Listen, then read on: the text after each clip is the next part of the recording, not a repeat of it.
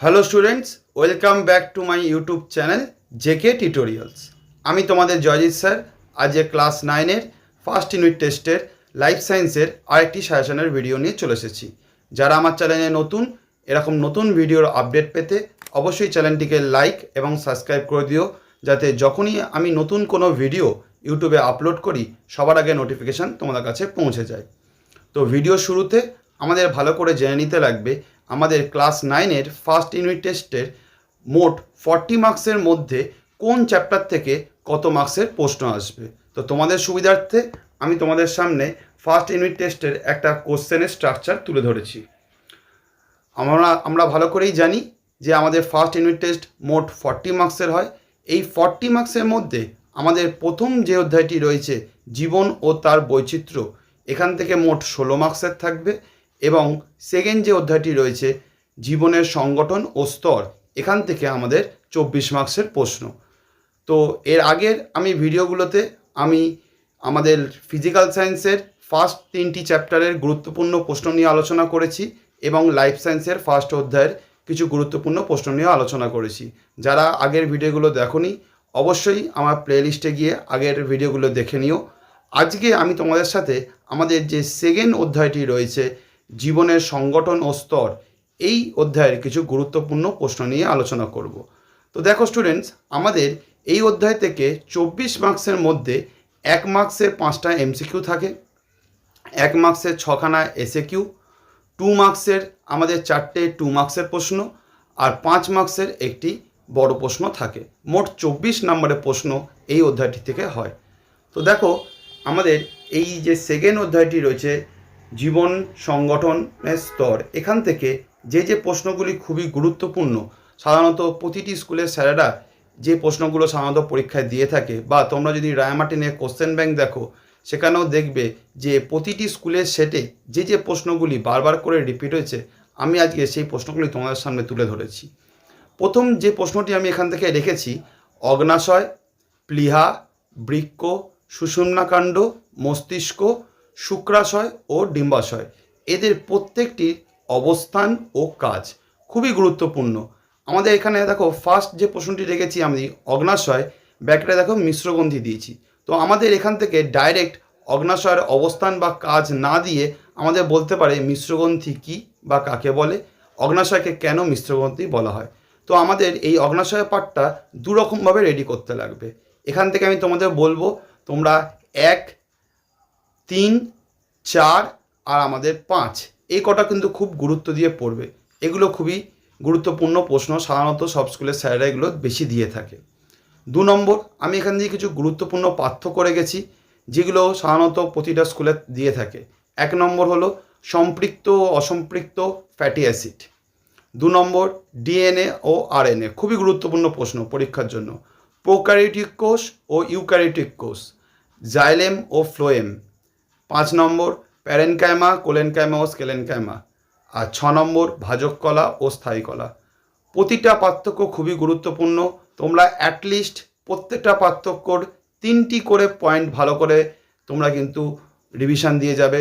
পরীক্ষায় এর মধ্যে তোমরা একটা না একটা পার্থক্য পাবেই পাবে।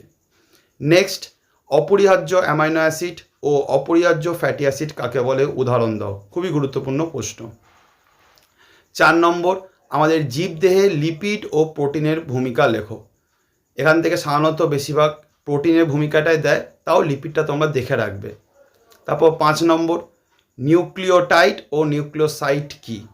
যদি স্কুলে প্রশ্ন একটু টাফ করে তাহলে এরকম টাইপের প্রশ্ন আসতে পারে। তো তোমরা কোনো রকম চান্স নেবে না, তোমরা এই দুটো ডেফিনেশান খুব ভালো করে দেখে যেও। নেক্সট দেখো, আমাদের 6 দাগের প্রশ্নটি, জাইলেমের উপাদানগুলি লেখো এবং জাইলেমকে কেন মৃত কলা বলা হয়, খুবই গুরুত্বপূর্ণ প্রশ্ন। 7 নম্বর, ভাজক কলার বৈশিষ্ট্য ও কাজ লেখো। 8 নম্বর, আবরণী কলা, পেশি কলা, যোগ কলার বৈশিষ্ট্য ও কাজ লেখো। তোমরা এখান থেকে যে কোনো একটা কলার প্রশ্ন তোমরা পরীক্ষায় পাবেই পাবে। তোমরা ভালো করে আবরণী, পেশি আর যোগ কলা 3টেকেই সমান গুরুত্ব দিয়ে পড়ে যাবে। একটা না একটা কলার কাজ তোমরা পাবেই পরীক্ষা হলে। নেক্সট, আমাদের F0, F1 দানা কী বা অক্সিজম ও ক্রিস্টি কী, খুবই গুরুত্বপূর্ণ প্রশ্ন। 10 নম্বর, কাকে আত্মঘাতী থলি বলে এবং কেন? 11 নম্বর, কাকে প্রোটিন ফ্যাক্টরি বলা হয় এবং কেন? 12 নম্বর, কাকে কোষের মস্তিষ্ক বলে এবং কেন? এই 10, 11, 12 এই 3টি প্রশ্ন খুবই গুরুত্বপূর্ণ। এখান থেকে তোমরা একটা প্রশ্ন পরীক্ষায় পাবে। সাধারণত এই প্রশ্নগুলো পরীক্ষায় বারবার করে রিপিট করে। 13 নম্বর, প্লাজমোডেসমাটা, তারপর প্রাইমারিয়াল ইউট্রিকল জোন অফ এক্সক্লুশন কাকে বলে? ডেফিনেশনগুলো একটু ভালো করে দেখে যাবে। এখান থেকে সাধারণত আমাদের জোন অফ এক্সক্লুশন এই ডেফিনেশনটা খুবই গুরুত্বপূর্ণ। তারপর আমাদের vitamin A, D, C, E, B complex এবং কের রাসায়নিক নাম আর তার অভাবজনিত রোগগুলি খুবই গুরুত্বপূর্ণ শর্ট প্রশ্নের জন্য কিন্তু। আবার 15 নম্বর, মাইটোকন্ড্রিয়া, প্লাস্টিড, রাইবোজোম, গলগি বস্তু, তারপর মাইক্রোটিবিউলের গঠন ও কাজ লেখো। এখান থেকে মাইটোকন্ড্রিয়া, রাইবোজোম আর মাইক্রোটিবিউল এই 3টি খুবই গুরুত্বপূর্ণ, এগুলো একটু ভালো করে দেখে যেও। নেক্সট 16 নম্বর, পরীক্ষায় এই 16 বা 17 এই দুটোর মধ্যে একটা তোমাদের প্রশ্ন বড় 5 মার্কসের ধরে নাও চলেই এসছে। এখান থেকে এই তরল মোজাইক মডেল খুবই গুরুত্বপূর্ণ, চিত্র সহ কিন্তু ভালো করে প্র্যাকটিস করে যাবে। ফার্স্ট টার্মের জন্য তরল মোজাইক মডেল খুবই গুরুত্বপূর্ণ এই অধ্যায়ের 5 মার্কসের জন্য। তারপর 17 নম্বর, নিউক্লিয়াস ও মাইটোকন্ড্রিয়ার গঠন চিত্র সহ ব্যাখ্যা করো। নিউক্লিয়াস আর মাইটোকন্ড্রিয়া দুটোই খুবই গুরুত্বপূর্ণ, তোমাদের চিত্র সহ কিন্তু দেখে যেতে লাগবে। আর পারলে প্লাস্টিকটাও দেখে যাও, সাধারণত বিভিন্ন স্কুলে প্লাস্টিকটাও দিয়ে থাকে। নেক্সট 18 নম্বর, ভিটামিনের বৈশিষ্ট্য লেখো। 2 কি 3টে পড়ে রাখলেই এনাফ, এর বেশি দরকার নেই। শর্ট প্রশ্নের জন্য প্রোভিটামিন কি, তারপর ক্যালসিয়াম, ম্যাগনেসিয়াম, লোহা, আয়োডিন, সোডিয়ামের কাজ ও অভাবজনিত লক্ষণগুলি লেখো। অভাবজনিত লক্ষণগুলো কিন্তু খুবই গুরুত্বপূর্ণ পরীক্ষার জন্য 1 মার্কসের। কোন খনিজ মৌলের জন্য কি রোগ দেখা দেয়, পরীক্ষা সাধারণত এই প্রশ্নগুলো শর্ট প্রশ্নের জন্য কিন্তু দিয়ে থাকে। 21 নম্বর, এটিপিকে এনার্জি কারেন্সি কেন বলা হয়? বা 22 নম্বর, কাকে কোষের শক্তিঘর বলা হয় এবং কেন? 23, তারপর র্যানভিয়ারের পর্ব, ইটিওপ্লাস্ট আর ব্লাস্টতন্তু কাকে বলে? ডেফিনেশান তোমরা একটু ভালো করে দেখে যাও। র্যানভিয়ারের পর্বটা কিন্তু খুবই গুরুত্বপূর্ণ। নেক্সট হলো আমাদের রক্তকে তরল যোগ কলা বলা হয় কেন? দেখো স্টুডেন্টস, তোমাদের এই সেকেন্ড যে অধ্যায়টি রয়েছে এখান থেকে আমি মোট 24টি প্রশ্ন তোমাদের জন্য রেখেছি। তোমরা যদি এই 24টা প্রশ্ন ভালো করে রেডি করো, এর বাইরে কোনো প্রশ্ন করার দরকার নেই।